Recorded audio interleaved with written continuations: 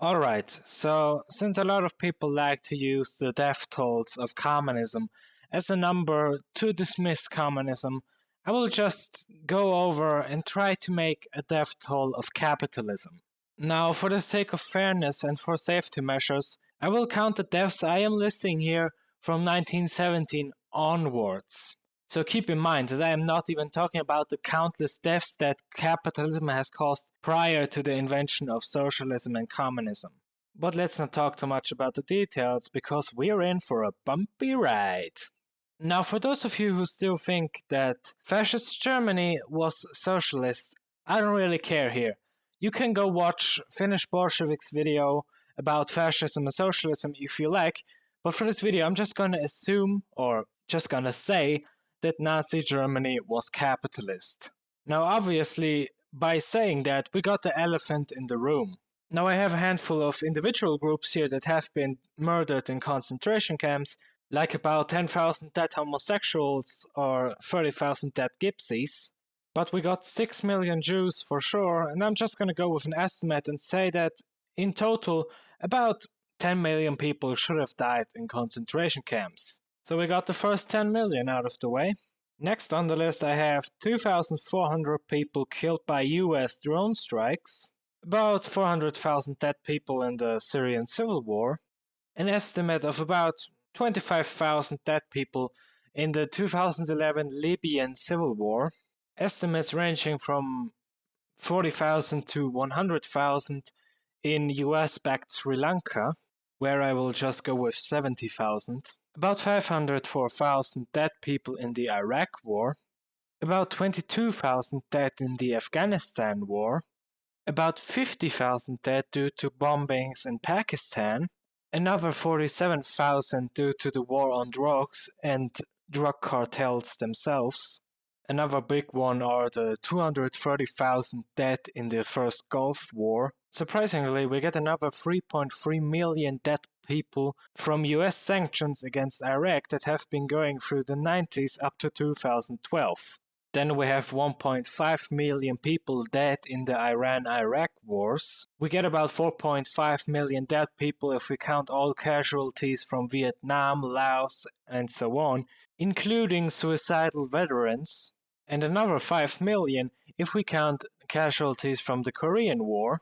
Another 47,000 dead people that have been caused by heavy Western sanctions against Cuba, and another 6 million counting US and CIA interventions in the Caribbean, or Nicaragua, Cuba, Guatemala, Panama, Haiti, the Dominican Republic, and so on.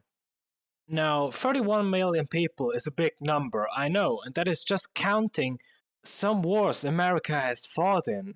But now, obviously, I don't want to just show you the numbers of people killed in capitalist wars, because using these numbers is always kind of a shabby thing to do, right? So I thought, okay, we have the numbers of people that died in wars, sure, and it's actually quite a lot. As much, or not as much, but it comes close to some of the estimates people are making about the USSR and the USSR's death tolls, you know? And it's approximately a third of the Black Book of Communism, which assumed that 100 million people died due to the USSR. And what was the Black Book of Communism except a death toll? So let's get on to the interesting one, right?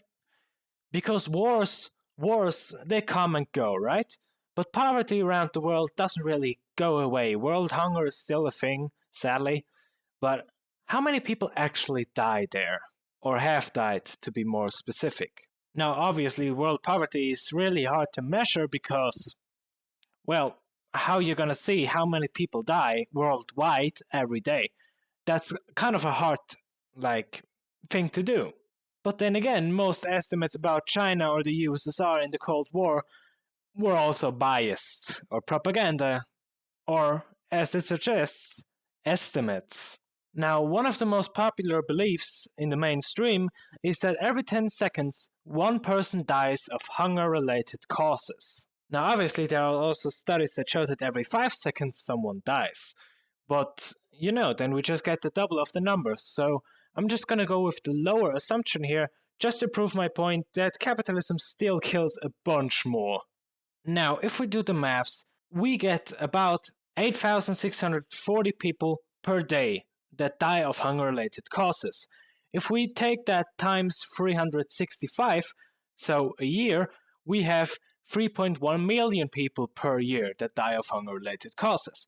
And if we take that times 80, then we have about 250 million dead people. This is 2.5 times of people killed by communism according to the Black Book. And for those who want to see the ratio, because the capitalist world is much bigger, if we take the combined population of all communist or socialist countries, we have about 1.7 billion people. If we take that 2.5 times, we have about the same amount of people that live in South America, Africa, and Asia today. Now, one might say that by that logic, it seems as if communism and capitalism killed the same amount of people. Remember, however, that as I mentioned, this is a very low estimate and there are people that assume twice as much. In fact, even CNN estimated twice as much, with one person dying every 5 seconds and not every 10 seconds. So, what should both sides of the spectrum take from this video?